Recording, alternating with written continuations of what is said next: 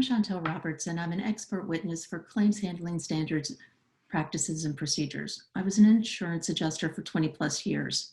The Art of Adjusting is a vlog to help professionals and laypeople alike understand a bit more about the insurance claims industry. Last week, I talked about the first steps an adjuster takes when receiving a new file. One of the last steps was assigning a field adjuster or an appraiser to look at damages. We'll be talking more about that in this and upcoming episodes because it's a topic that is very important to most people when they have a claim. This episode will be a little bit longer than usual because of this important topic, so please bear with me. So there's going to be three types of adjusters who investigate a loss. There's the inside or desk adjuster. This person usually doesn't go out into the field to look at the damages. They are usually at a hub handling claims across multiple states. The outside adjuster or the field adjuster, also known as an appraiser, this person is usually the one who estimates the damages to the property. There are two types of appraisers. There is a staff appraiser and the independent appraiser. The staff appraiser is an employee of the insurer. The independent appraiser is an employee of another company that the desk adjuster will hire to do the investigation or the inspection. As a point of clarification, I generally use the term appraiser to denote a field adjuster who goes out to the loss location. There's really no difference in the job duties between an appraiser and a field adjuster.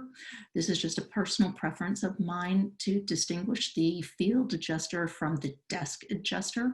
I find when discussing claims, especially with lay people, the two terms makes it easier to distinguish who is doing what. The appraiser is going out to look at the property and the desk adjuster is adjusting the claim. There's also a public adjuster. This adjuster is hired by the insured to help him or her with the insurance claim. In a claim, it's usually the desk adjuster who orchestrates the investigation. This adjuster will ask for documentation to support the damages, such as an estimate, photographs, medical invoices, just to name a few.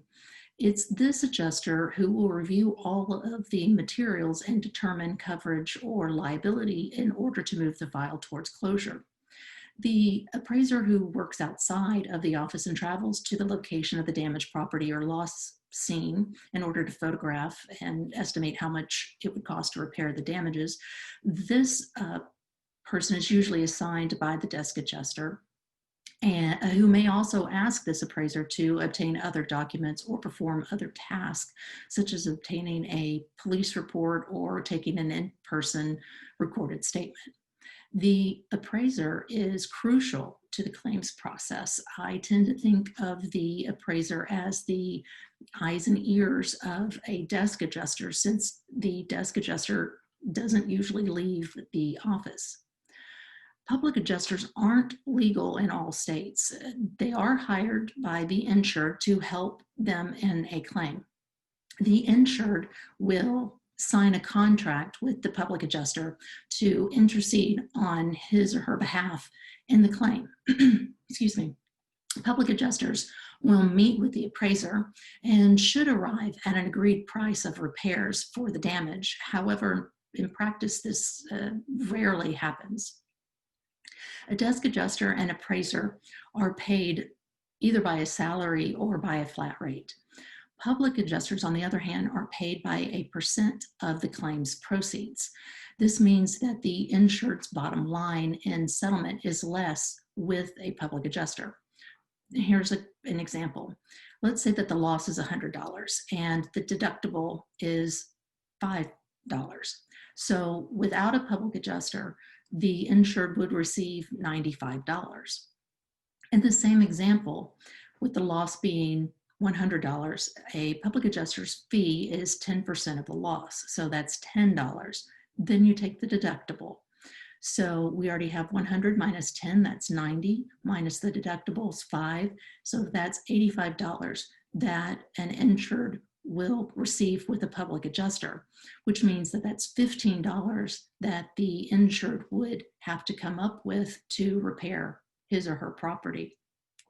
Now, carriers will say that the public adjuster is motivated to write a larger estimate to cover the deductible and their fee, which is actually insurance fraud.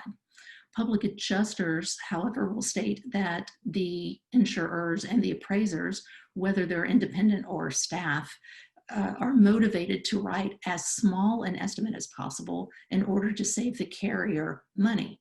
And that, which we've learned earlier, is contrary to the National Association of Insurance Commissioners' Unfair Claims Handling Acts. So, unlike desk adjusters and appraisers, public adjusters aren't allowed to discuss coverage either. And there are no adjusters that can advise an insured or a claimant on the law. If there's a legal question, the insured or the claimant must consult an attorney. Public adjusters also are not allowed to directly or indirectly seek claims for lawyers. In the US, it's illegal to conspire to do so, and it's unethical for attorneys to allow this to occur.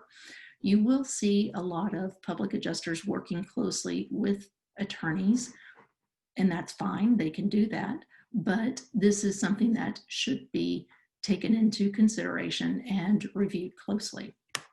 So this was a really long episode, and thanks for hanging in there with me. This week I discussed the different types of adjusters who investigate claims. Every claim is different, and every insurer has different protocols for handling loss. However, this being in the litigated world that we're in, see below for some legalese.